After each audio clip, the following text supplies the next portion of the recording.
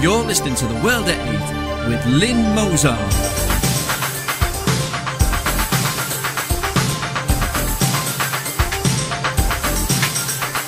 The World at 8, the number one in nationalist news. Highlights of the news today, Wednesday the 8th of December 2014. Big Brother Channel 5 rebukes Holyfield for homosexuality in unnatural comments. Would-be suicide bomber amongst 7 dangerous Al-Qaeda suspects to be freed from curfew within days. UK taxpayers spent 20 million on interpreters to help foreigners claim benefits. Spain No Pants Day. Czech officials explosion from illegal Palestinian weapons cache, possible tip of the iceberg of Europe weapons smuggling ring.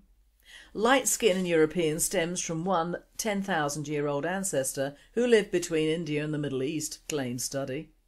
Australia's Tony Abbott deploys Navy to push back boats to Indonesian waters. Obama's political agenda backfires, gun sales in 2013 smash all records. Missouri snow found to contain radiation, double normal amount. Thought for the day, racism.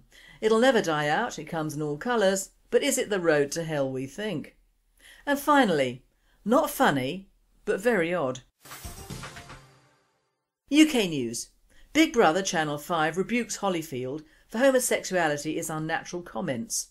The censoring of Evander Holyfield shows how intolerant modern Britain is becoming. It's official, you are no longer allowed to express old-fashioned religious views on British TV. You'll certainly be censored for doing so and will be warned never to repeat your wicked words. This is the take-home lesson of the Evander Holyfield controversy. Holyfield, a former heavyweight boxing champ, is currently on Celebrity Big Brother on Channel 5. On Saturday night in a chat with a fellow contestant, he expressed his Bible-informed belief that homosexuality is not natural. The Bible lets you know there's wrong, there's right, he said. And from his reading of the Bible he has deduced that homosexuality ain't normal. He also expressed the view held by some Christian groups that homosexuality can be fixed through some kind of therapeutic intervention. Are his views outdated? Absolutely. Are they wrong? I believe so, and many others will too. Are they offensive? To some I'm sure they were. But should Holyfield and anyone else who is invited onto TV precisely to express him or herself and to be real be allowed to give voice to such moral beliefs? I think they should. Channel 5 takes a very different view. Shortly after he made his comments, Holyfield was hauled into the diary room and told by Big Brother, that is one of the producers of the show, that he used unacceptable language. What they meant was that he expressed an unacceptable idea. He had not used the Q word or the F word to refer to gay people, he had simply expressed an idea, his inner belief that homosexuality was wrong. He was told that the expression of such views would not be tolerated. You expressed the view that being gay was not normal and could be fixed, said Big Brother. While Big Brother realises that these are the views you hold, they are not the views held by many people in society, and expressing these views will be seen as offensive to many people. This is extraordinary. What Channel 5 is effectively saying is that it's okay for Holyfield to possess very outdated views about gay people, but he is not allowed to express them because they're not shared by many people in society. So what? Are we now only permitted to express views that chime with the mainstream outlook? Are no minority opinions, whether they come from Christians or commies or 9/11 truthers, allowed even on a TV show that prides itself on capturing real life and interactions? Whatever happened to that great liberal John Stuart Mill's insistence that, if all mankind minus one were of one opinion and only one person were of the contrary opinion, mankind would be no more justified in silencing that one person than he would be justifying in silencing mankind? Singer Boy George has even suggested that post-Holyfield there should be a huge sign at customs saying, "Welcome to Britain, racism, sexism, homophobia and bad hair are not tolerated." The remainder can be found at Brendan O'Neill's blog on the telegraph.co.uk website. Would-be suicide bomber amongst 7 dangerous Al-Qaeda suspects to be freed from curfew within days. 7 dangerous Al-Qaeda suspects are to be freed from government curfews and able to walk the streets within days, it has emerged. The men, some of whom are suspected of plotting to kill thousands on transatlantic airliners, will no longer be bound by electronic tags or curfew restrictions after the terrorism prevention orders are lifted. The measures were introduced in 2012 to replace Labour government rules which, according to the Liberal Democrats, undermined the suspects' human rights. However, they only last 2 years unless the government can prove the suspects have engaged in new terrorist-related activity. World at 8. I'd give 'em human rights all right. Bomb and chain and a prayer mat. UK taxpayers spent £20 million on interpreters to help foreigners claim benefits. The taxpayer has spent £20 million in 4 years on translators for foreigners on benefits that emerged today. The Department for Work and Pensions said most money was spent on interpreters for people from Poland, Slovakia and the Czech Republic. There are fears that the bill will rise after restrictions on migrants from Romania and Bulgaria were lifted at the start of this month. In 2010 the bill came to 6,751,551, falling to 4,768,619 in 2011 and 4,118,816 in 2012. But it's on the up again, hitting £4,164,624 from January to November, latest figures show. It means that in the last 4 years the total cost is £19,803,610. There are around 645,000 Poles living in the UK, 60,000 Slovakians and around 40,000 people from the Czech Republic. World at 8. What is the cost of the millions of migrants from Asia and Africa who have been here years? Haven't they had interpreters as well? European news. Spain no pants day. Madrid metro commuters hoping to break away from mundane daily travel can let loose today by taking part in an event which is sure to raise a few eyebrows if not pulses. No Pants Subway Ride is an annual event which began as a prank by a group of New Yorkers in 2002 and has made its way to undergrounds all across the planet over the last decade. The idea behind the winter wind-up is for trouserless participants to get on at the metro at different stops and to act completely normal to the surprise of baffled bystanders. This year Spain's capital will hold its second Dia Sin Pantalones El Metro in the hope that security personnel will not interrupt the celebration of silliness as they did last year. Anyone can take part in the event, which will kick off at 5 p.m. in Madrid's Chamartin metro station in the north of the city. The only requirement is not to wear offensive underwear such as thongs or very tight briefs, organisers say. World at 8. Oh God help us. When the Spanish are not torturing bulls or throwing goats off towers, they're revealing all.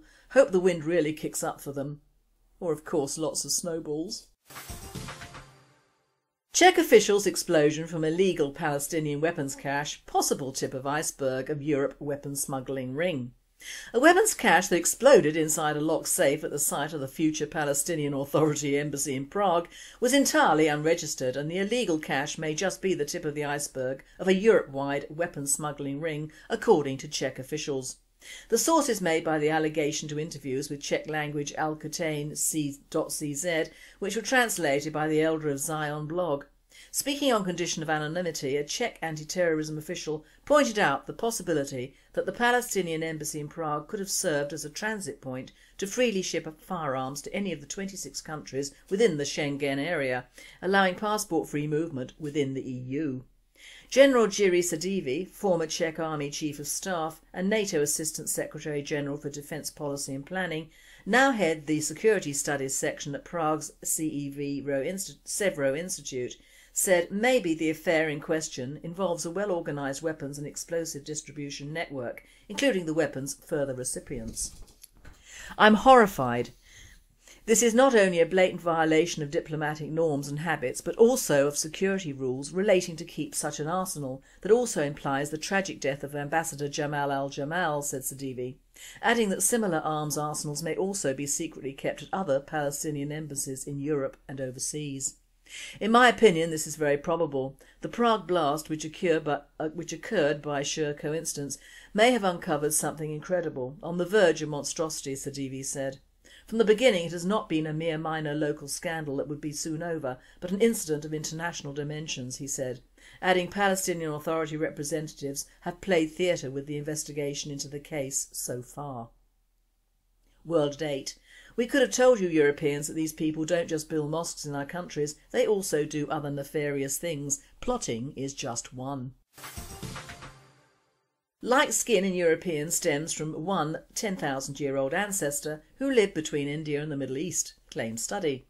This is according to a new US study that claims the colour is due to an ancient ancestor who lived somewhere between the Middle East and the Indian subcontinent. Scientists made the discovery after identifying a key gene that contributes to lighter skin colour in Europeans. Previous studies suggested that Europeans today largely descended from Middle Eastern farmers. World at 8. So there's no life at all north of the Gaza Strip then, I suppose. We were all supposed to come out of Africa, so now it's been modified to the Middle East. My belief is that there were different tribes all over the world and all crawled out of the slime, except for us Christians and the Jews of course, who were all created in God's image. So there. World news. Australia's Tony Abbott deploys Navy to push boats back to Indonesian waters. Indonesian sources said 2 boats carrying groups of about 45 Middle Eastern and North African asylum seekers were pushed back into Indonesian territory by the Australian Navy. Mr Abbott, elected last year after running the hardline pledge to stop boats, would not confirm the instance. The move could further strain relations with Indonesia, which had been damaged in recent weeks by revelations that Australian spies targeted Susilo Bambang Yudhoyono, the Indonesian president, and his wife. Following the revelations, Indonesia said it would stop cooperating with Australia in stemming the flow of asylum seekers. In the past 6 years, more than 50,000 have attempted the perilous voyage in rickety boats from Indonesian transit camps to Australian waters. More than 1,000 are believed to have drowned. Indonesia's Foreign Minister Marty Natalegawa said Jakarta firmly rejected any policies that resemble the pushing back the boat. Such policy is not actually conducive to a comprehensive solution to the issue, he said.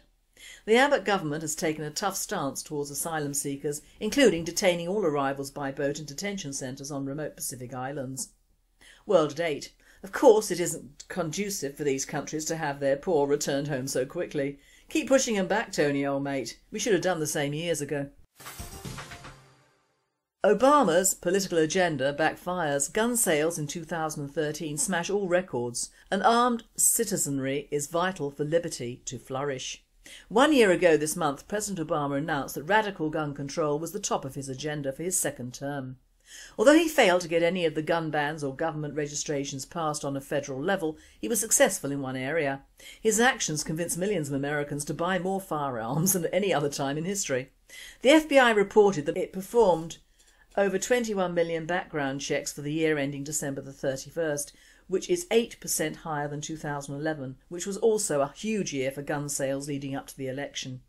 Put in context, National Instant Background Check System (NICS) checks have gone up a whopping 66% since Mr Obama came to the White House. Missouri snow found to contain radiation double normal amount. Readings taken from snow blanketing St Louis, Missouri, contains double the normal radiation amount, once again stoking concerns that the ongoing Fukushima crisis is now firmly impacting areas of America.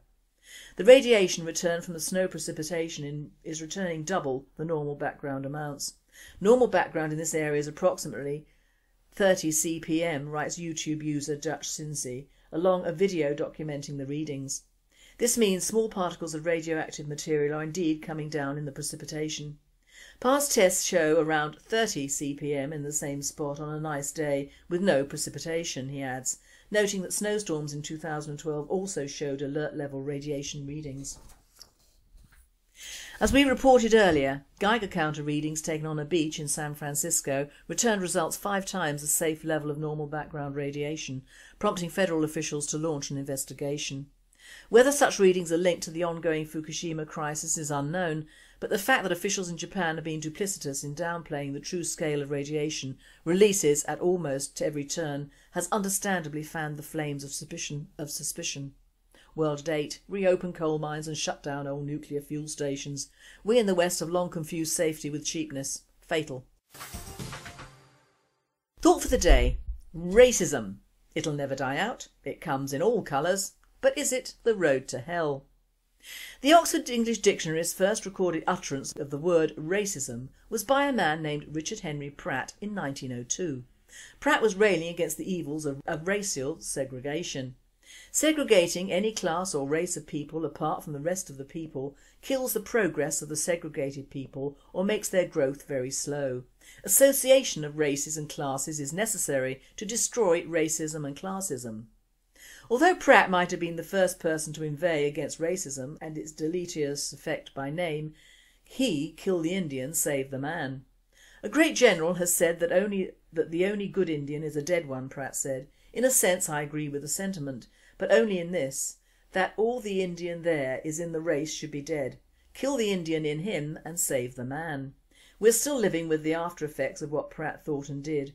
His story serves as a useful parable for why discussions of racism remain so deeply contentious even now. But let's back up a bit. Beginning in the 1880s, a group of well-heeled white men would travel to upstate New York each year to attend the Lake Mohonk Conference of the Friend of the Indian. Their primary focus was a solution to the Indian problem, the need for the government to deal with the Native American groups living in lands that had been forcibly seized from them. The Plains Wars had decimated the Native American population, but they were coming to an end. There was a general feeling amongst these men and other US leaders that the remaining Native Americans would be wiped out within a generation or two, destroyed by disease and starvation. The Lake Mohonk attendees wanted to stop that from happening, and they pressed lawmakers to change the government's policies towards Indians. Pratt in particular was a staunch advocate of folding Native Americans into white life, assimilation through education. He persuaded Congress to let him test out his ideas, and they gave him an abandoned military post in Carlisle to set up a boarding school for native children. He was also able to convince many Native Americans, including some tribal leaders, to send their children far away from home and leave them in his charge. They had reasons to be sceptical of Pratt, given the dubious history of white promises to Indians. Now we know that these rehabilitation schools, or schools for improvement and association, proved the death knell to American Indians of all tribes. The reschooling and relearning of these native children was abusive, to say the least. They were only allowed to speak English and wear European clothes. All traces of their originally proud heritage were obliterated for all time. When they returned home or to the reservations, they found no peace. They had been made white in all but ancestry, and didn't fit back into the tribal life at all, thus giving vent to drinking, gambling and worse. The reservations, meant originally to keep the Indians in one place, served as a man-made hell for most, and the institutions brought into being to re-educate and assimilate Native American children did the exact opposite of this, and only succeeded in giving white Americans generations of an unhappy and unfulfilled people, robbed of their country and also their culture. Do you recognise a similarity? You may say, what have the Native Americans from the early 19th century to do with us in Europe now? What goes around comes around, and in Europe Pratt's racism has become synonymous with raving nutcases, shaven-headed and carrying Mein Kampf around in heavily tattooed swastikaed hands. Also the multitask usage of the derivative made good by Trotsky in 1933 of racist, when in an argument not winnable, has also become de rigueur for the very liberal, the ignorant and communists all over the world. One could well argue that one man's racist is another man's saviour, and you could be right.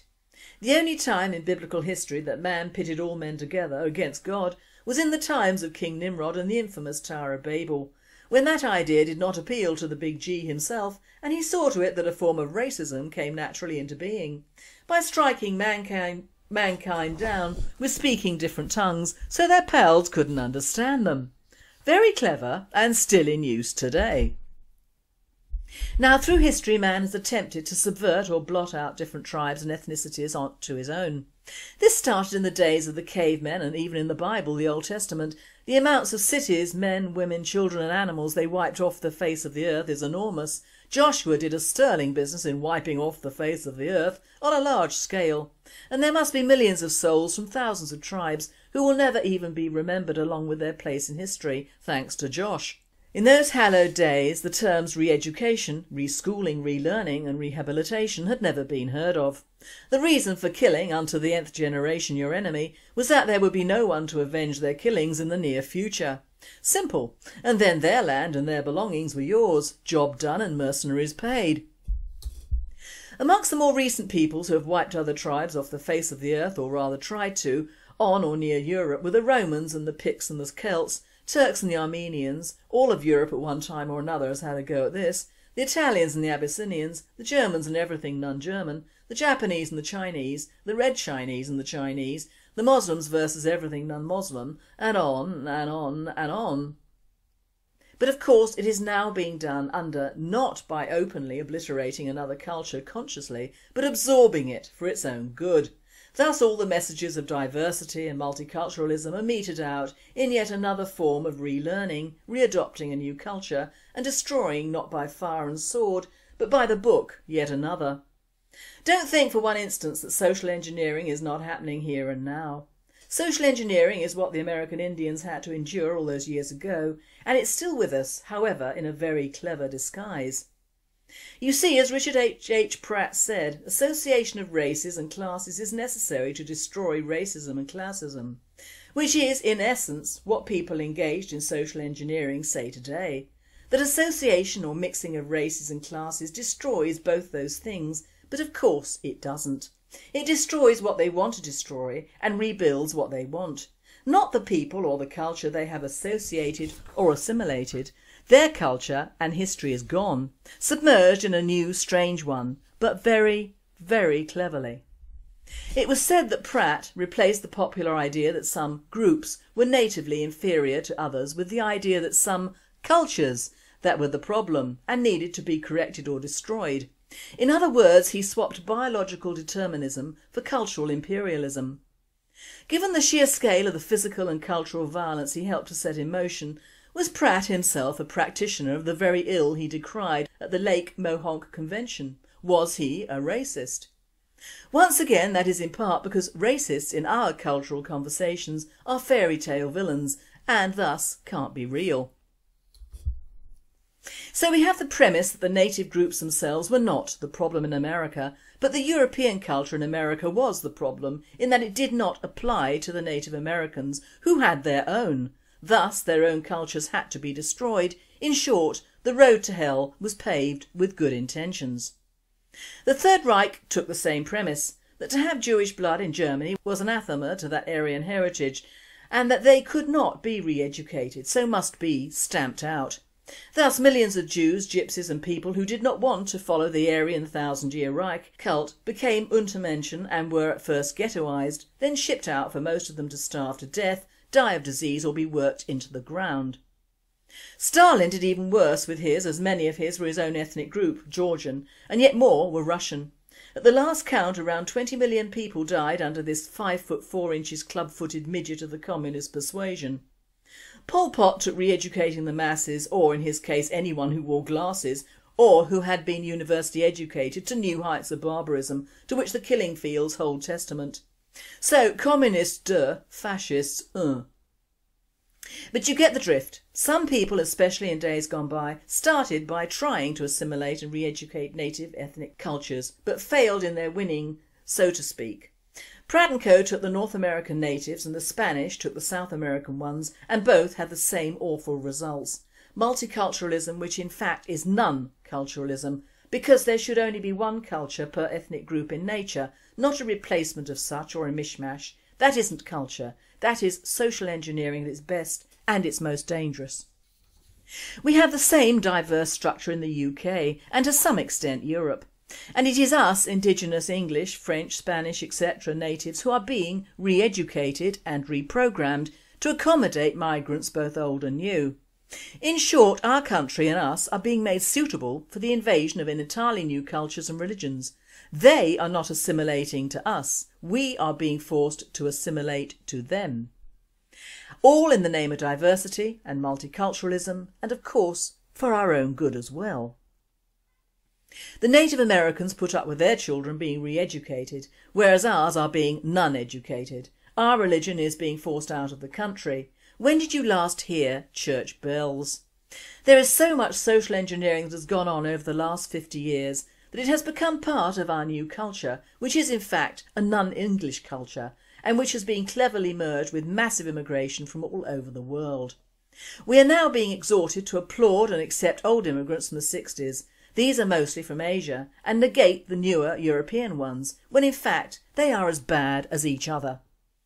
The aim is still for the New World Order of so-called fractured multicultural tribes mixed in blood with no religious persuasion indigenous to any one part of their world, alias cheap, affordable, interchangeable slavery, no roots, no children, no country, no traditions, no family ties, no beliefs except survival and money. So who is worse? Pratt with his well-intentioned re-educating style racism, trying to bring the native up to the so-called standards of the Western European, or the Trotsky racist which pulls everyone down and obliterates all indigenous cultures and religions to make way for a new one. Last Monday, a woman named Emily Johnson Dickerson died. She was the last person in the world who spoke only the Chickasaw language. That's a reality interlaced with the difficult legacy of Richard Henry Pratt. In the centuries since Pratt used the word racism, the term has become an abstraction, but always buried somewhere underneath it are actions with real consequences. Sometimes those outcomes are intended, sometimes they're not, but it's the outcomes, not the intentions, that matter most in the end. And finally, very odd and underreported. Disturbances broke out in a nightclub in western Peru late Sunday as a local vigilante group chased dozens of scantily clad women from the club, whipping them and shoving them. A video shot by the Decentralised Committee of Urban Rounds Cajamarca and distributed to local media showed masked and hooded members of the unofficial group descending on the Alondra nightclub. Some 50 women believed to be club employees were seen fleeing the building as the vigilantes lashed them with whips. The video also showed the group members fighting with men who emerged from the club and forcing club employees to do push-ups. According to local media, the group said it conducts these kinds of operations to eradicate prostitution and crime. This presenter says, "Call me odd, but I've seen this video and all the men are hooded and masked." But this premise of attacking clubs and girls is becoming more prolific, and on trying to find out the religion of these guys, I came across some figures which are interesting. Peru has a concentration of Muslims in the capital of around 1,000. Not a lot, but enough to start trouble. The interesting thing is that on these stats there will be no increase of Muslims in the next 15 years, which is wrong in itself. They always either breed or bring in more of their own. I believe that these attacks on clubs and prostitutes will increase throughout the world, the more Muslims go for migration into these countries. You've been listening to The World at 8. I am Lynn Mozar and I wish you all a very good night.